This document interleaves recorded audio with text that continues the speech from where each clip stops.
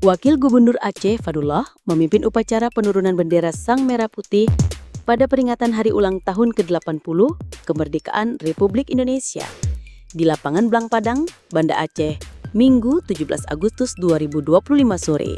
Seluruh rangkaian upacara yang dihadiri Forkopimda Aceh dan Forkopimda Kota Banda Aceh itu berlangsung dengan hikmat. Rangkaian upacara diawali dengan dibunyikan trompet pertama. Kemudian parade pasukan upacara memasuki arena lapangan Blang Padang. Tim Paskibraka kemudian bersiap menjalankan tugasnya untuk menurunkan bendera Sang Merah Putih. Siva Sabrina yang berasal dari SMA 1 Lok Semawe terpilih sebagai pembawa bendera merah putih dan Reyanda Wiratama yang berasal dari SMA 1 Singkohor bertindak sebagai penggerek bendera.